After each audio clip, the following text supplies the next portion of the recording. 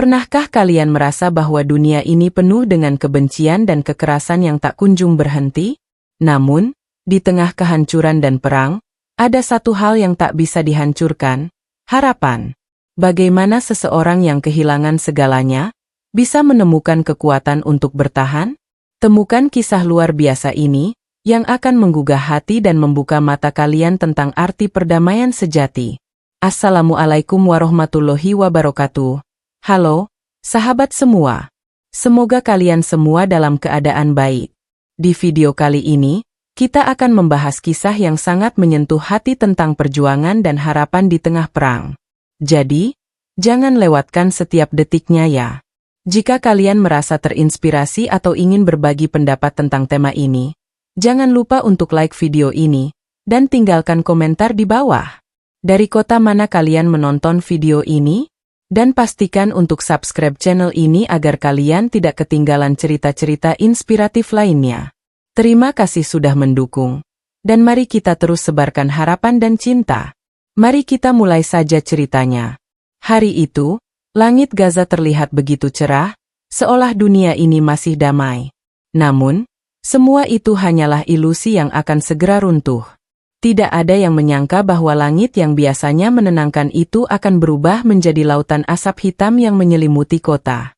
Pagi yang penuh harapan berubah menjadi mimpi buruk yang tak terduga. Suara ledakan yang menggelegar menghancurkan kesunyian, dan goncangan hebat menghentak tubuh-tubuh yang belum sempat menyadari apa yang sedang terjadi. Pukul 7 pagi, saat matahari mulai menyinari lorong-lorong sempit di Gaza, keluarga-keluarga sedang memulai hari mereka.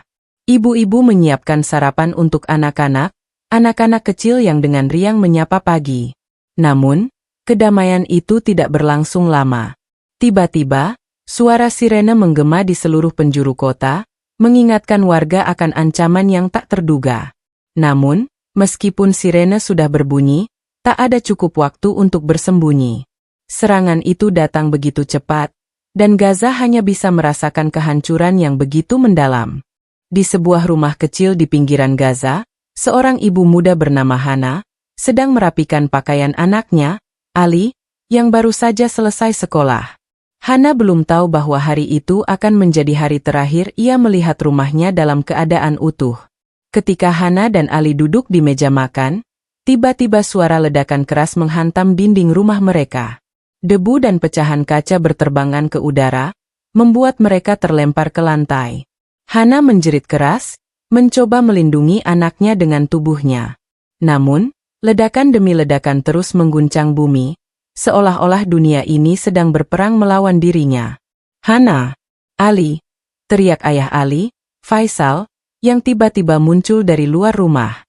Dengan cepat, ia menarik mereka ke bawah meja, tempat yang sempat menjadi satu-satunya perlindungan yang bisa mereka temukan. Hana bisa merasakan dada anaknya berdegup kencang.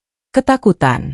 Ali yang biasanya ceria dan penuh semangat kini hanya bisa memeluk ibunya, mencari rasa aman dalam pelukan yang tak pasti.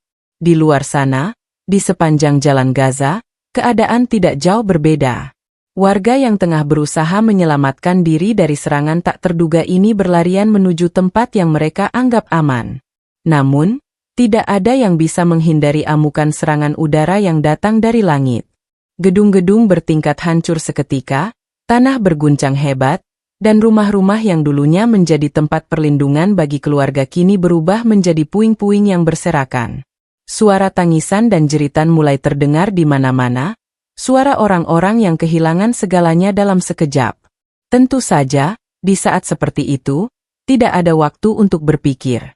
Hana dan keluarganya mencoba mencari tempat perlindungan di bawah runtuhan bangunan. Mereka berjalan dengan tergesa-gesa, berusaha menghindari pecahan kaca yang berserakan dan debu yang memenuhi udara. Tangan-tangan yang gemetar mencoba meraih benda-benda yang tersisa, berusaha bertahan hidup di tengah bencana yang datang begitu cepat. Namun, meski mereka berlari, meski mereka bersembunyi, tak ada tempat yang benar-benar aman. Serangan itu datang tanpa amaran, tanpa peringatan. Tidak ada yang bisa disalahkan, namun mereka yang tak bersalah harus menanggung akibatnya. Di tengah reruntuhan itu, Hana mendapati dirinya bertanya-tanya, kenapa ini terjadi pada kami? Kami hanya rakyat sipil. Kami tidak terlibat dalam politik. Kami hanya ingin hidup dalam kedamaian. Di tengah kekacauan, Hana melihat sebuah pemandangan yang membuat hatinya semakin berat. Seorang wanita yang sedang memeluk anaknya, terjatuh setelah sebuah ledakan besar mengguncang tanah. Mereka berdua terlempar ke udara sebelum akhirnya tubuh mereka terhempas kembali ke tanah, tak lagi bergerak. Hana menutup mata sejenak, mencoba mengusir bayangan itu dari pikirannya. Namun, suara tangisan anak-anak, orang-orang yang kehilangan keluarga mereka, terus menggema di seluruh penjuru Gaza. Dalam hatinya, Hana berdoa. Doa yang sederhana, namun penuh harapan. Ya Allah, selamatkan kami. Jangan biarkan kami kehilangan satu sama lainnya. Saat itu, meskipun dunia terasa begitu gelap, Hana tahu bahwa hanya dengan kekuatan iman dan doa, ia bisa bertahan.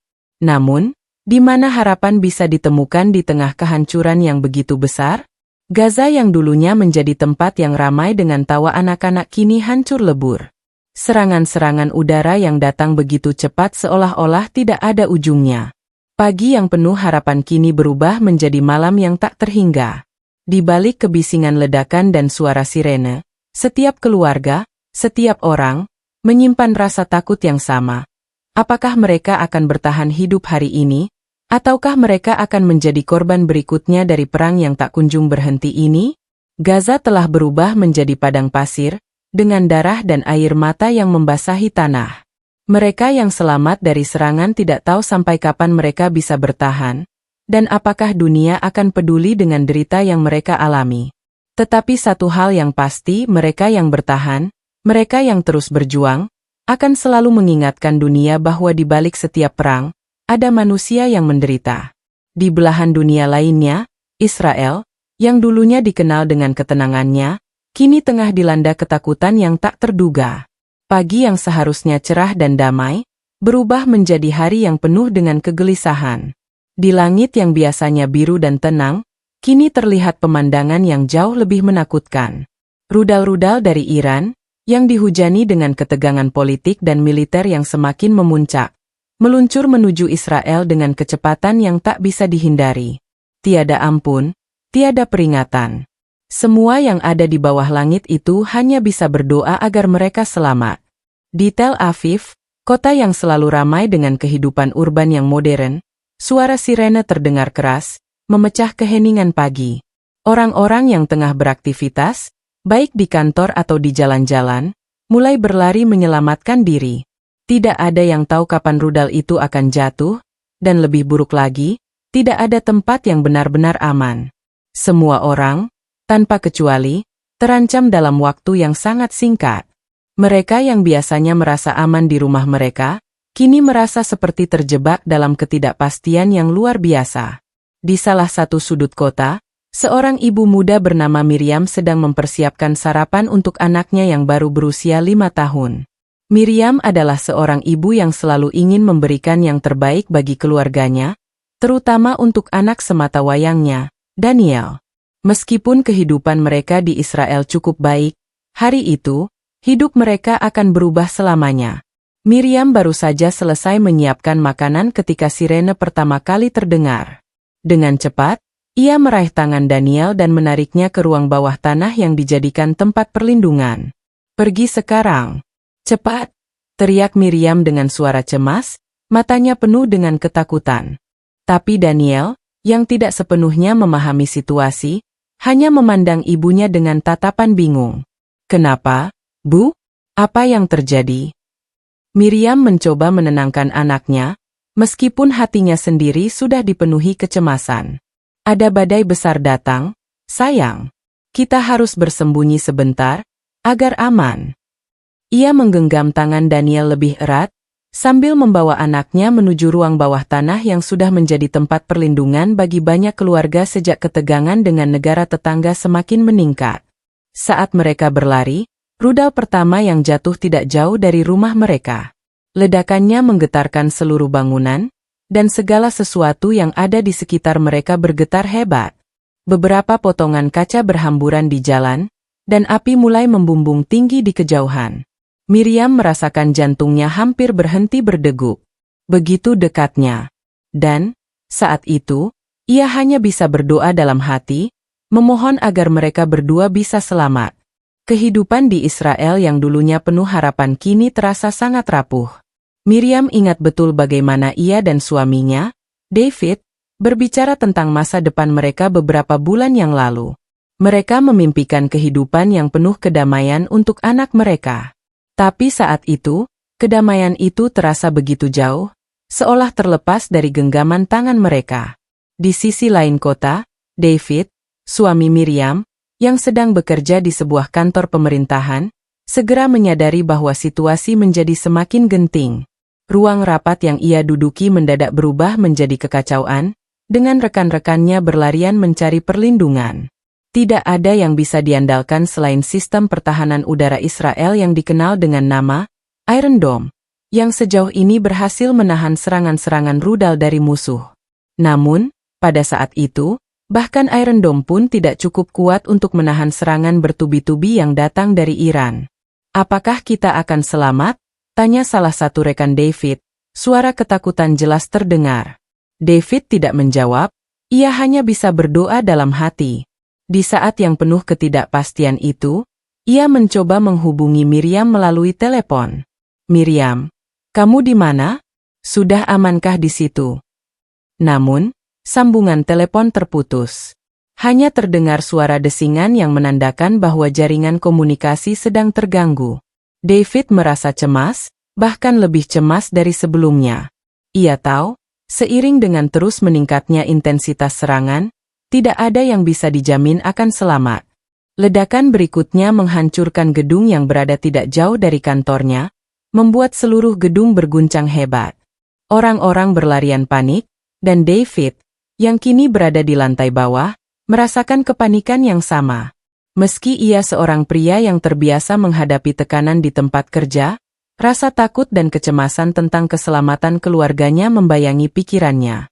Ia berlari keluar dari gedung menuju tempat perlindungan yang lebih aman. Sementara itu, Miriam dan Daniel masih berada di ruang bawah tanah yang suram, di tengah-tengah kegelapan yang hampir mematikan. Meski mereka berada dalam kegelapan, ada satu hal yang masih mereka genggam erat, harapan. Harapan bahwa meskipun dunia luar tengah hancur, mereka akan tetap bertahan. Miriam terus menghibur Daniel yang mulai ketakutan. "Tenang, sayang, semuanya akan baik-baik saja."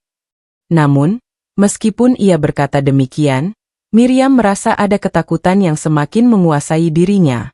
Ia mulai berpikir tentang masa depan anaknya, tentang bagaimana ia akan tumbuh dalam dunia yang penuh kebencian dan kekerasan. Apa yang akan terjadi pada Daniel? Bagaimana kehidupan mereka ke depan? Setiap ledakan yang terdengar semakin dekat membuat hatinya semakin berat. Saat itu, ia ingin berteriak, ingin meminta agar semua ini berakhir.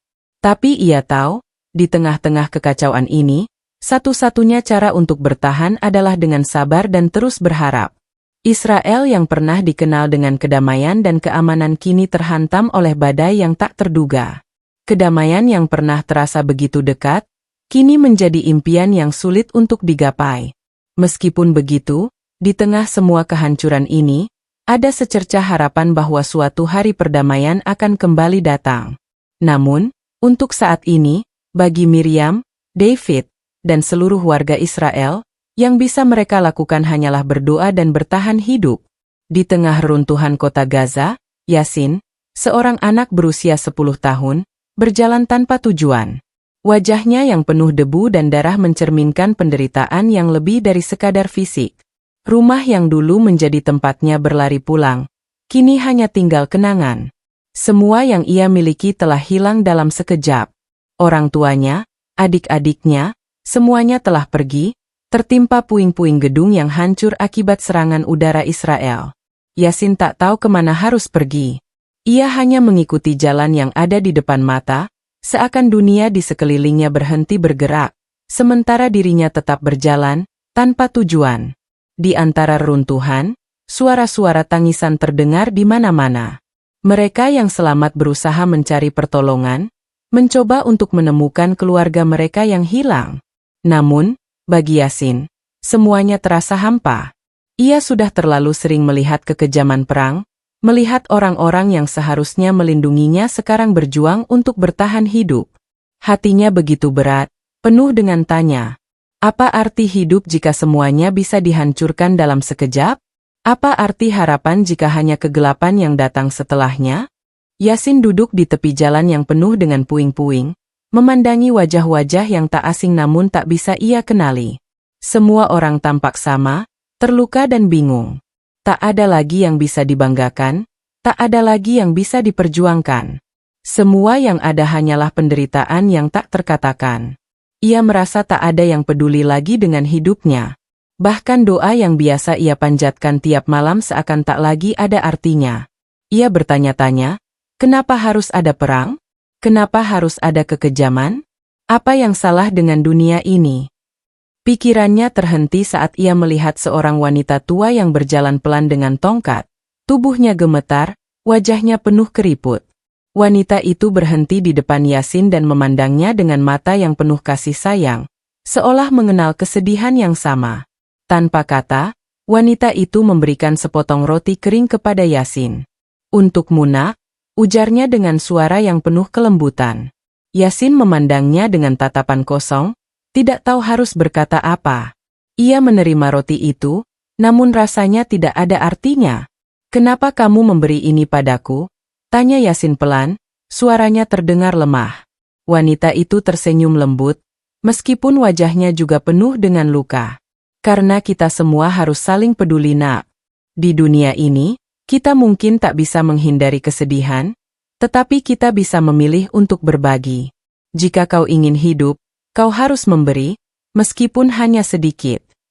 Wanita itu lalu melanjutkan perjalanannya, berjalan dengan pelan menuju tempat yang tak jelas. Yasin hanya memandangnya, terdiam. Kata-kata itu terngiang di telinganya. Apakah ia harus mengikuti kata-kata wanita itu? Apakah memberi adalah cara untuk bertahan hidup di dunia yang hancur ini?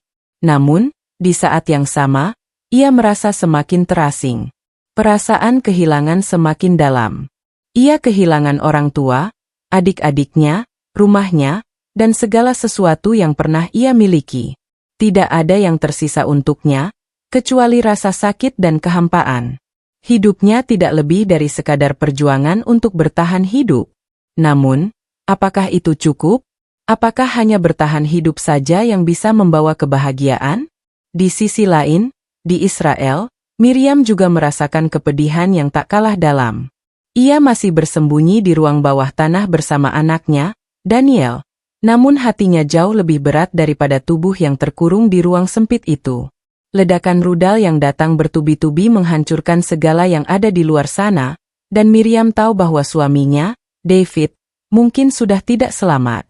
Saat ia mendengar kabar bahwa salah satu gedung besar yang menjadi pusat kegiatan pemerintah Israel telah hancur akibat serangan rudal, hatinya semakin terluka. David, bisiknya pelan. Ia berdoa dalam hati agar suaminya selamat, tetapi kecemasan itu tidak bisa ia hindari. Apakah suaminya masih hidup? Apakah Daniel akan tumbuh tanpa ayahnya? Miriam menatap anaknya, yang kini terlelap di pelukannya, tidak mengerti bahwa dunia luar tengah bergejolak dengan kekacauan. Daniel adalah satu-satunya harapan yang masih ia miliki, tetapi bagaimana ia bisa membesarkan anaknya dalam dunia yang penuh kekerasan ini? Apa yang harus ia katakan pada Daniel kelak? Apa yang bisa ia janjikan jika masa depan mereka begitu gelap? Seperti halnya Yasin, Miriam juga merasakan kehampaan yang begitu dalam. Kehilangan begitu banyak dalam waktu singkat membuatnya merasa bahwa harapan tak lebih dari mimpi yang sulit dicapai. Ia sering bertanya pada dirinya sendiri, jika perang ini terus berlangsung, apa yang akan tersisa? Apa yang akan kami tinggalkan untuk anak-anak kami? Semua yang ada di pikirannya hanyalah rasa takut yang semakin membesar. Di tengah kegelapan yang melanda, Miriam merindukan kedamaian yang dulu mereka nikmati. Apakah kedamaian itu masih ada? Ataukah dunia ini sudah berubah selamanya? Waktu terus berjalan, namun hari-hari itu terasa begitu berat dan tak terhingga.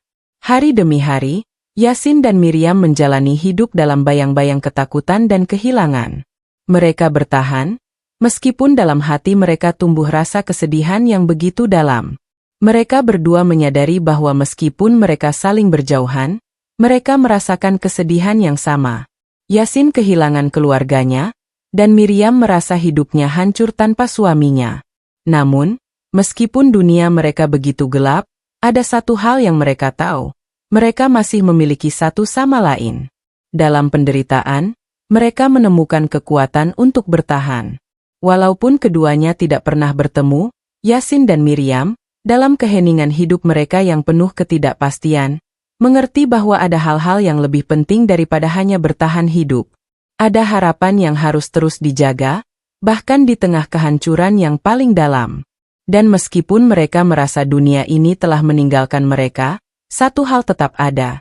Kekuatan untuk terus berjalan, untuk terus berharap, untuk terus berdoa. Di tengah kehancuran yang melanda Gaza, Yasin, yang telah kehilangan hampir seluruh keluarganya, melanjutkan perjalanannya dalam keheningan. Rasa sakit di dalam dadanya tak terkatakan, namun ia tidak bisa berhenti. Ia berjalan kaki, terkadang berhenti untuk mengelap peluh dan debu yang menempel di wajahnya, tetapi langkahnya tak pernah terhenti.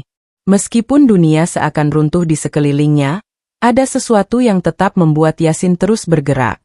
Mungkin itu adalah harapan. Mungkin juga, itu adalah tekad untuk menemukan secercah kebahagiaan di tengah reruntuhan. Pada suatu hari, setelah beberapa minggu berjalan tanpa arah yang pasti, Yasin akhirnya menemukan sebuah tenda yang dibangun oleh relawan kemanusiaan. Tenda itu sederhana, namun di dalamnya ada kehidupan. Seorang pria paruh baya, dengan wajah yang penuh kerut dan mata yang tajam, berdiri di depan tenda. Ia mengenakan jaket lusuh dan topi usang, namun senyumannya menyiratkan kebaikan yang luar biasa. Saat melihat Yasin, pria itu berjalan cepat menghampirinya. "Anak ini tampak kelelahan," ujar pria itu sambil menyentuh bahu Yasin dengan lembut. "Ayo, masuklah. Kami punya makanan dan air. Kamu butuh bantuan." Yasin memandang pria itu dengan tatapan kosong. Ia merasa bingung, karena selama ini ia hanya mengenal dunia yang penuh kekerasan dan ketakutan. Namun, ada sesuatu yang dalam diri Yasin yang merasa nyaman dengan kebaikan yang ditawarkan pria itu. Ia mengangguk pelan, lalu mengikuti pria tersebut menuju tenda. Di dalam tenda, suasana sangat berbeda. Ada beberapa orang yang sedang duduk di atas tikar, sebagian sedang makan, sementara yang lain tampak sibuk memeriksa luka-luka orang yang datang. Relawan-relawan kemanusiaan bekerja keras, tak peduli dengan bahaya yang terus mengintai. Semua orang di sini tampaknya memiliki satu tujuan yang sama, membantu mereka yang terluka dan memberi harapan pada mereka yang hampir kehilangan segalanya. "Nama saya Ahmad," kata pria itu. "Kami di sini akan memastikan kalian tidak sendirian." Ahmad membawa Yasin ke sudut tenda, di mana ada seorang dokter yang sedang merawat seorang wanita tua yang terluka parah. Dokter itu, seorang wanita muda bernama Leila, melihat Yasin dan tersenyum hangat. "Kamu pasti lapar dan kelelahan. Kita punya makanan dan air di sini. Jangan khawatir." Ahmad mengarahkan Yasin untuk duduk di dekat api unggun kecil yang ada di tengah tenda. Leila membawakan secangkir air dan roti kering. Yasin meminum air itu dengan cepat, hampir tak bisa menahan dahaga yang begitu lama terpendam. Setelah ia menghabiskan segelas air, ia menoleh ke Ahmad dan Leila, matanya penuh dengan kebingungan. "Kenapa kalian membantu kami? Kami tak punya apa-apa. Kami tak punya apa yang bisa diberikan," ucap Yasin, suara seraknya masih terdengar. Ahmad duduk di sebelahnya, dengan wajah yang penuh empati. "Kami di sini bukan untuk menerima sesuatu, nak. Kami hanya ingin membantu karena itu yang harus kami lakukan. Tidak ada yang bisa mengubah kenyataan bahwa perang ini menghabiskan banyak jiwa, tapi kita bisa memilih untuk memberi dan merawat sesama." Kata-kata itu terdengar begitu sederhana, namun mereka membawa dampak yang sangat besar bagi Yasin. Di dunia yang penuh dengan kekejaman dan kebencian ini, ada orang-orang yang tetap memilih untuk memberi, meskipun mereka sendiri tak memiliki banyak hal.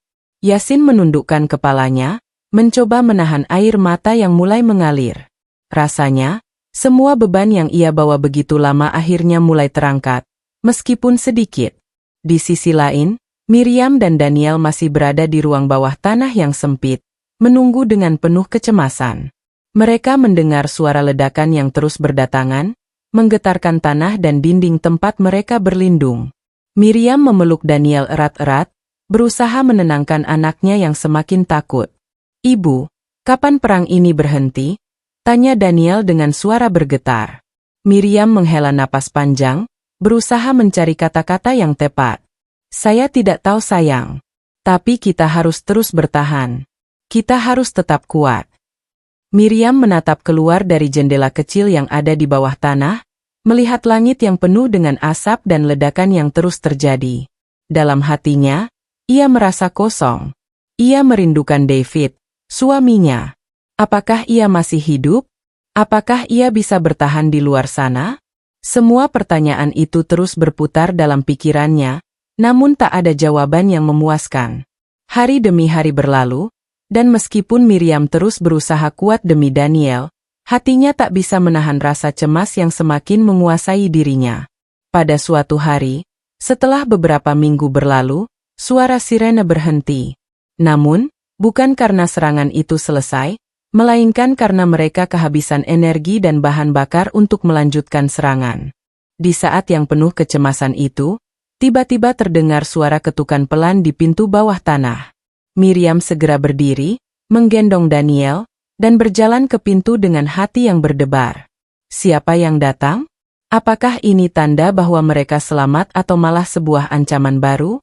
Dengan sedikit rasa takut, ia membuka pintu dan melihat seorang pria berdiri di depan mereka, mengenakan pakaian relawan dan membawa beberapa kantong besar berisi makanan dan perlengkapan medis. Pria itu tersenyum dan berkata, "Kami datang untuk membantu. Ada tempat aman bagi kalian di luar sana." Miriam merasa seolah dunia berhenti sejenak. Hatinya yang semula berat kini dipenuhi dengan perasaan lega yang luar biasa. Mereka akhirnya menemukan tempat yang aman. Kisah Yasin dan Miriam, meskipun berada di dua tempat yang berbeda, namun dalam satu hal mereka memiliki kesamaan. Mereka merasakan kegelapan dan kehilangan yang begitu dalam.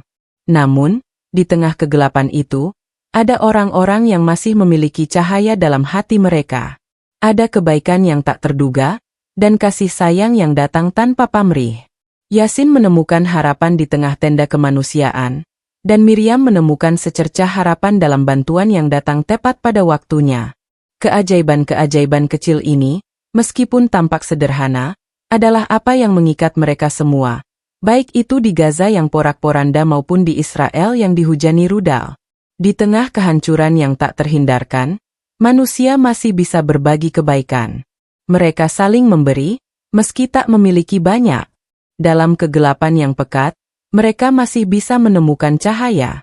Yasin yang telah melangkah jauh dari reruntuhan rumahnya akhirnya menemukan tempat yang aman di sebuah kamp pengungsi. Meskipun dunia di sekitarnya masih hancur, di dalam kamp itu ada sedikit ketenangan yang ia rasakan. Namun, ketenangan itu tidak bisa menghapus rasa kehilangan yang terus mengganggu pikirannya. Setiap malam, ia memandang langit yang gelap dengan harapan bahwa orang tuanya akan kembali, meski dalam hatinya ia tahu bahwa itu mustahil. Suatu hari, di tengah kesibukan para relawan yang sibuk merawat korban perang, Yasin bertemu dengan Miriam, seorang ibu yang juga tengah terluka, namun lebih banyak terluka secara emosional. Miriam datang ke kamp pengungsi setelah melarikan diri bersama anaknya, Daniel, dari serangan rudal yang menghancurkan rumah mereka di Israel. Mereka berdua, seperti banyak orang lainnya, adalah korban dari perang yang tak mereka pilih. Mereka tiba di kamp dengan ketakutan yang mendalam dan harapan yang tipis. Miriam, yang awalnya merasa sangat cemas dan terisolasi, merasa ada yang berbeda ketika ia bertemu dengan Yasin. Anak itu, meskipun jauh lebih muda darinya, tampaknya sudah terbiasa dengan penderitaan yang tak terkatakan. Yasin tampak lebih bijaksana dari usianya, dan ada sesuatu dalam tatapannya yang penuh dengan kesedihan dan keputusasaan. Miriam merasa terpanggil untuk mendekat dan mencoba berbicara dengannya. "Apa yang kamu lakukan di sini?" tanya Miriam dengan lembut, suara yang teredam oleh perasaan cemas yang mendalam. Yasin menoleh ke arah Miriam dan tersenyum kecil. Saya hanya berjalan mencari keluarga saya, jawabnya, suaranya terdengar lemah. Tapi saya tidak tahu kemana harus pergi. Miriam merasakan empati yang mendalam untuk anak itu. Saya mengerti. Saya juga kehilangan semuanya, jawabnya, sambil menatap anaknya yang sedang duduk di dekat api unggun, tampak ketakutan namun mencoba bertahan. Perang ini merenggut banyak hal ya. Yasin mengangguk perlahan, tidak mengatakan apa-apa lagi. Namun, dalam hatinya, ia merasa bahwa ada sesuatu yang menghubungkan dirinya dengan Miriam. Meskipun mereka berasal dari dua belahan dunia yang berbeda, meskipun mereka berada dalam situasi yang berbeda, mereka merasakan kehilangan yang sama. Mereka berdua telah kehilangan keluarga mereka, rumah mereka, dan kehidupan yang dulu mereka kenal. Dalam dunia yang penuh dengan kekerasan ini, mereka menemukan satu hal yang mereka butuhkan. Seseorang yang bisa memahami rasa sakit mereka. Hari demi hari, Yasin dan Miriam mulai saling berbicara lebih banyak. Mereka mulai berbagi kisah hidup mereka. Miriam bercerita tentang suaminya, David, yang kemungkinan besar masih hidup di Israel, berjuang untuk bertahan hidup dalam serangan yang terus berlangsung. Ia berbicara tentang bagaimana dia dan Daniel harus bersembunyi di ruang bawah tanah, mendengarkan ledakan dan tangisan yang tak henti-hentinya. Yasin bercerita tentang bagaimana ia kehilangan keluarganya dalam serangan udara yang menghancurkan Gaza. Ia menggambarkan betapa gelapnya langit yang dihujani bom, dan bagaimana ia harus berjalan sendirian mencari tempat yang aman. Dalam percakapan-percakapan itu, mereka mulai merasakan ikatan yang lebih dalam. Yasin, yang pada awalnya sangat tertutup dan kehilangan harapan, mulai merasa ada seseorang yang peduli padanya. Miriam, yang terpisah jauh dari suaminya, merasa bahwa mungkin, hanya mungkin, ada tempat bagi mereka untuk saling menguatkan. Suatu sore, saat matahari mulai tenggelam dan langit berubah menjadi oranye kemerahan, Miriam duduk bersama Yasin di bawah pohon besar di pinggir kamp. Daniel sedang tidur di pangkuannya, tampak tenang untuk pertama kalinya dalam waktu yang lama. Yasin, kata Miriam dengan suara yang agak serak. Apa yang akan kita lakukan setelah ini? Apa yang akan terjadi setelah perang ini selesai? Yasin menatap jauh ke depan, matanya berkaca-kaca. Saya tidak tahu. Saya hanya berharap bisa menemukan keluarga saya. Tetapi kadang-kadang, saya merasa bahwa dunia ini akan selalu seperti ini. Selalu penuh dengan perang dan kehancuran. Miriam menghela napas panjang. Saya juga merasa seperti itu. Tapi ada satu hal yang saya pelajari selama hidup saya, bahwa meskipun dunia ini penuh dengan kegelapan, ada hal-hal kecil yang bisa membawa cahaya. Kebaikan, kasih sayang, dan cinta. Mungkin, itulah yang kita butuhkan untuk bertahan. Yasin menoleh ke Miriam, matanya terlihat bingung. Cinta? Apa itu? Tanyanya, seolah kata itu begitu asing baginya. Miriam tersenyum lembut, matanya memandang langit yang mulai gelap. Cinta adalah alasan mengapa kita tetap bertahan, bahkan di tengah kesulitan. Cinta adalah apa yang membuat kita peduli satu sama lain, meskipun kita hidup dalam dunia yang penuh kebencian. Tanpa cinta, kita mungkin tidak bisa bertahan. Cinta adalah harapan yang membawa kita melewati hari-hari yang gelap. Yasin terdiam. Ia tidak sepenuhnya mengerti, tetapi ia merasa bahwa ada sesuatu yang hangat dalam kata-kata Miriam. Sesuatu yang membuatnya merasa lebih kuat, meskipun dunia di sekelilingnya masih penuh dengan kekerasan dan kehancuran. Hari-hari berikutnya, hubungan antara Yasin dan Miriam semakin erat. Mereka saling mendukung dalam setiap langkah yang mereka ambil. Miriam membantu Yasin untuk mengatasi rasa takut dan keputusasaan, sementara Yasin memberikan semangat baru bagi Miriam untuk tetap bertahan. Meskipun mereka belum tahu apa yang akan terjadi di masa depan, mereka tahu bahwa mereka memiliki satu sama lain, dan itu memberi mereka kekuatan yang luar biasa. Suatu malam, setelah berbulan-bulan berlalu, saat bintang-bintang mulai terlihat di langit, Yasin dan Miriam berdiri di tepi kamp, menatap ke arah horizon yang gelap. Mungkin kita tidak bisa mengubah dunia ini, Yasin, kata Miriam dengan lembut, Tapi kita bisa membuat sedikit perbedaan. Kita bisa memberi harapan pada satu sama lain. Kita bisa memilih untuk mencintai meskipun dunia ini penuh dengan kebencian. Yasin memandangnya dengan penuh pengertian. Saya mengerti, Miriam, katanya pelan. Saya tidak tahu apa yang akan terjadi, tapi saya tahu bahwa jika kita saling mencintai, kita akan bisa melewati ini bersama. Di saat itu, meskipun perang masih berlangsung di luar sana, di dalam hati Yasin dan Miriam ada sebuah keajaiban yang tak terduga, cinta dan harapan. Mungkin mereka tidak tahu kapan perang ini akan berakhir, tetapi mereka tahu bahwa selama mereka saling mendukung, mereka akan selalu memiliki kekuatan untuk bertahan. Mereka, yang berasal dari dua tempat yang berbeda, yang terpisah oleh banyak batasan, kini telah menemukan ikatan yang lebih kuat dari apapun yang pernah mereka bayangkan. Dalam peperangan ini, mereka menemukan bahwa cinta adalah satu-satunya hal yang tak bisa dihancurkan. Dan itu adalah keajaiban yang akan membawa mereka melewati malam yang paling gelap sekalipun. Di tengah semua kekacauan yang melanda Gaza dan Israel, Yasin dan Miriam, dua jiwa yang terluka, terus berjuang untuk bertahan hidup. Mereka menemukan diri mereka saling bergantung satu sama lain, meskipun mereka datang dari dunia yang sangat berbeda. Yasin, yang telah kehilangan keluarganya, dan Miriam, yang sedang berjuang dengan kehilangan suaminya, David, menemukan kenyamanan dalam persahabatan yang telah mereka bangun di tengah-tengah penderitaan ini. Mereka tahu, meskipun dunia mereka hancur, ada satu hal yang tidak bisa dihancurkan, harapan. Hari demi hari, Yasin dan Miriam mencoba untuk menjalani hidup mereka dengan sebaik mungkin. Mereka bekerja bersama untuk membantu para pengungsi yang juga tinggal di kamp tersebut, memberikan bantuan kepada mereka yang lebih membutuhkan, dan menjaga api harapan tetap menyala. Mereka tahu bahwa meskipun dunia di luar sana penuh dengan kebencian dan peperangan, di dalam diri mereka masing-masing ada kekuatan untuk menciptakan kedamaian kecil. Miriam, meskipun hatinya hancur, mulai mengajarkan Yasin tentang makna cinta dan harapan. Perdamaian bukanlah sesuatu yang datang begitu saja, kata Miriam pada Yasin suatu sore, ketika mereka sedang duduk di bawah pohon besar, berbicara tentang masa depan. Perdamaian harus dibangun, dimulai dengan diri kita sendiri. Cinta dan pengertian adalah fondasi dari perdamaian yang sejati. Yasin mendengarkan dengan seksama, meskipun kadang ia merasa bingung. Tapi, bagaimana jika semua orang di luar sana hanya ingin berperang? Bagaimana kita bisa mengubah dunia yang penuh kebencian ini? Miriam tersenyum lembut. Kita mungkin tidak bisa mengubah dunia dalam sekejap, Yasin. Tapi kita bisa mengubah diri kita sendiri. Kita bisa memulai dengan memberi kepada orang lain, dengan memaafkan, dengan mencintai meskipun itu sulit.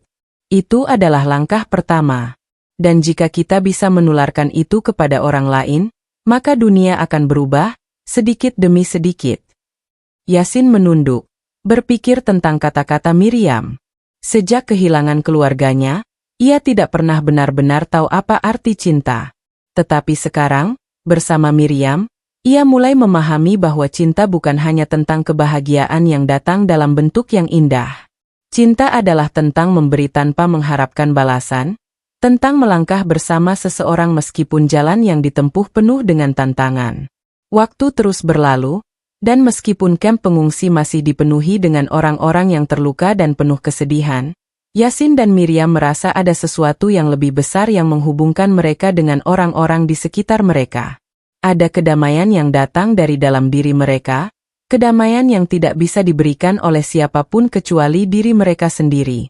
Mereka mulai mengajari anak-anak di kamp bagaimana saling menghargai, bagaimana berbagi, bagaimana mengatasi rasa takut dengan kekuatan doa dan harapan. Suatu pagi, saat matahari mulai terbit di atas kamp, terdengar suara seruan dari penjaga yang mengumumkan bahwa perjanjian gencatan senjata telah tercapai antara Israel dan Hamas.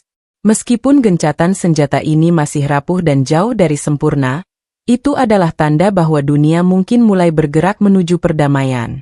Miriam mendengar berita ini dengan hati yang campur aduk. Ada perasaan lega, tetapi juga ketakutan. Apakah gencatan senjata ini akan bertahan?